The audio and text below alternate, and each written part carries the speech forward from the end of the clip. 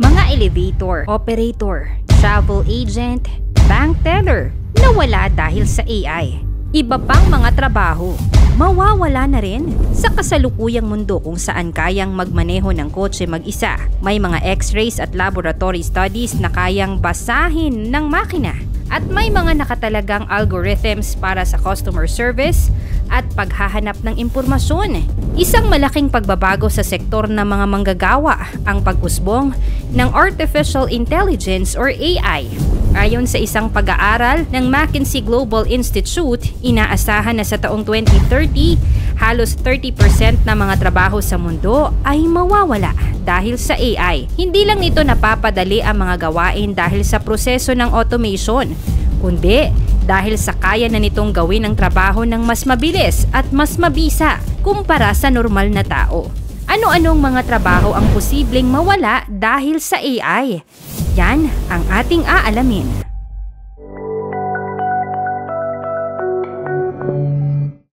Number 15. Tax preparers. Higit nang nagiging sopistikado ang dekalidad ng mga AI algorithm at tax software ngayon. Kaya naman ang tsansa ng human error kapag ito ang ginagamit ng tao sa paghahanda ng kanilang buwanan at taunang buwis ay higit na mas mababa kumpara kung ito'y ipapakwenta sa tao. Number 14. Locomotive engineers. Sa mga pag-unlad sa automation, ang mga tradisyonal na inhinyero na mga gumagalaw ng sasakyan gaya ng tren ay unti-unti nang nagiging hindi gaanong kinakailangan. Sa pagpapatupad ng automation, inaalis nito ang mga salik na nangangailangan pa ng lakas, kakayahan at pagod ng tao. Ang teknolohiya ay maaaring gamitin upang malaman ang mga bitak o sira sa mga gulong na maaaring maging mapanganib kung hindi mapapansin dahil sa kamalian ng tao. Number 13. Dispatchers. Itinaas ng paggamit ng advanced GPS at real-time tracking systems ang posibilidad ng pagka-obsolete o pagkawala ng mga human dispatchers sa logistics at emergency services. Kayang-kaya na ng AI ang mga gawain ng mas mabilis. Ilang malalaking syudad na sa mundo ang gumagamit ng AI para sa mga hindi emergency na tawag upang makatulong sa kakulangan ng staff. Number 12. Watch repair technicians.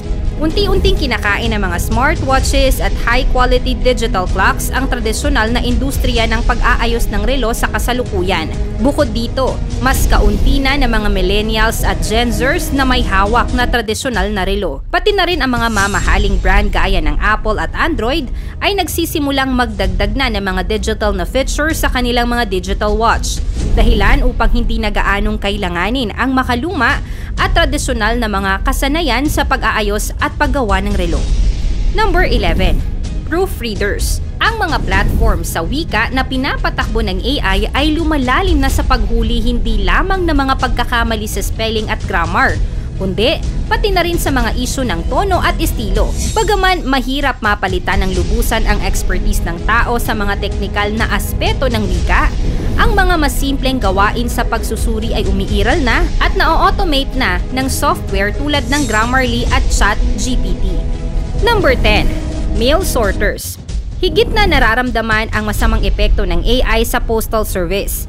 Ang mga advanced na sorting machine ay hindi lamang mas mabilis, kundi mas maaasahan pa kesa sa mga katumbas ng tao. Ang mga makina na ito ay maaaring i-design upang mag-scan ng bawat piraso ng sulat na isinasala, pati na rin ang pagtatrack at pagbibigay abiso sa tatanggap na mga ito.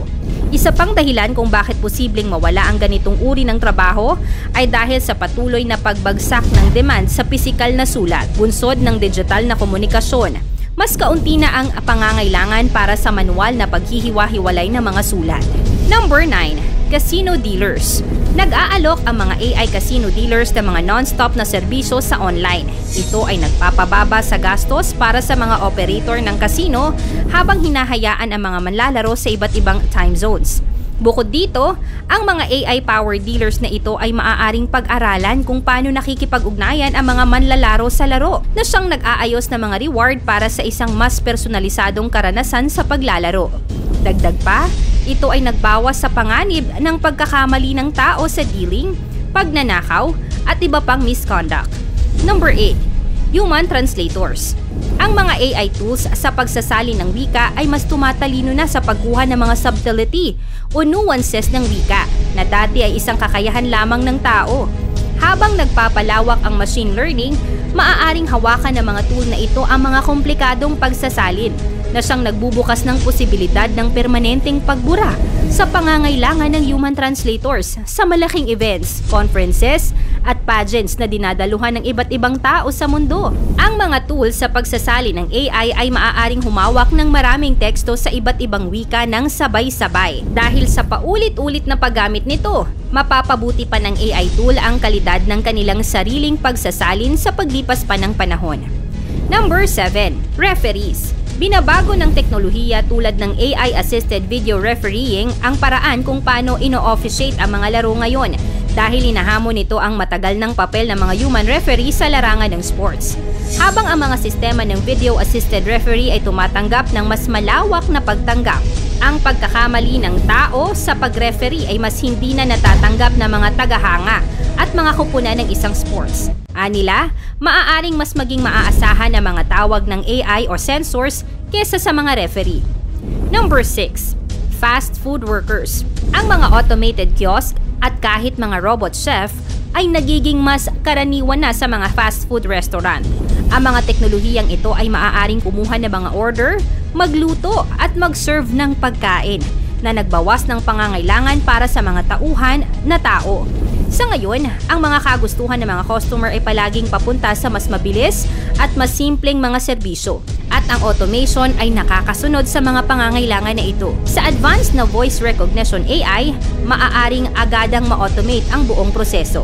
Number 5. Textile workers. Sa mga factory ng textile ay lalong umaasa sa mga computer-controlled na makina para sa mga gawain. Tulad ng pagputol at pagtahi ng mga tela, ang mga automated na sistema ay maaaring gumana sa lahat ng oras at mas masigasig kumpara sa mga manggagawang tao. Habang ang teknolohiyang ito ay nagiging mas abot kaya at mas malawak ang paggamit, mas maraming mga pabrika ang malamang na tatanggap sa mga bagong paraan upang bawasan ang gastos at mapataas ang kabuuang produksyon nang hindi kinakalimutan ng kalidad ng kanilang produkto.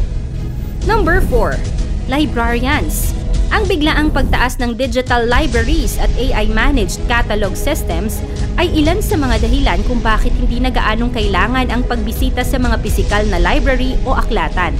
Ang mga tao ay maaaring magkaroon at mag-recognize ng sarili nilang digital na libro nang mas madali kumpara sa mga pisikal na aklat na kumakain ng espasyo. Hindi na rin nila kailangang lumabas pa upang magbasa. Ang carbon footprint ng paglalathala ng pisikal na mga aklat para punan ang mga aklatan kumpara sa digital libraries ay isa ring salik.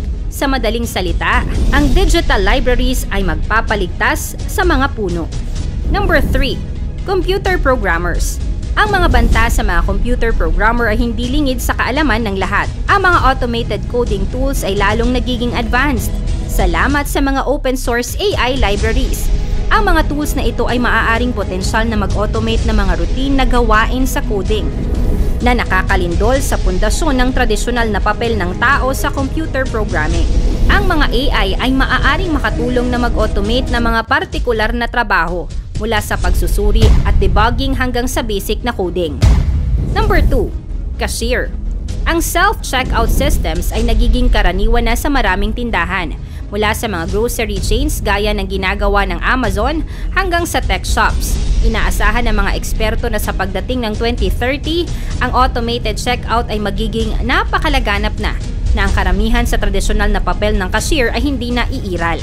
Magiging kabawasan ito sa mga taong naghahanap ng trabaho, lalo pat ang pagiging cashier ay in demand sa mga bansa na third world country. Number 1. Farm workers.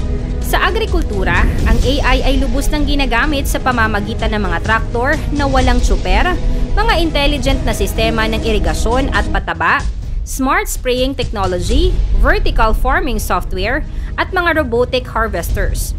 Ang mga teknik sa precision agriculture ay nagpapahintulot din sa mga bukid na pamahalaan ang mga mapagkukunan o resources ng mas epektibo, na lalo nang nagpapabawas sa pangangailangan para sa manual na paggawa.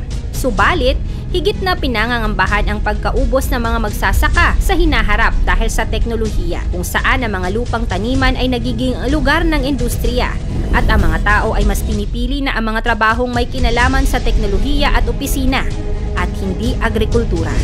Nandito ba sa listahan ng inyong trabaho? Bagamat ramdam na ang epekto ng AI sa healthcare, retail, transportation at maging sa creative industries, ang AI ay hindi na natin mapipigilan sa pagtanggal ng mga trabaho ng tao. May mga bagong trabaho naman na sumusulpot ngayon dahil sa umuunlad na teknolohiya. Huwag panghinaan ng loob at mag-focus na mapaunlad ang sarili. Maghanap ng iba pang kakayahan na sasabay sa agos ng panahon bilang paghahanda sa hinaharap ng mundo at ng AI.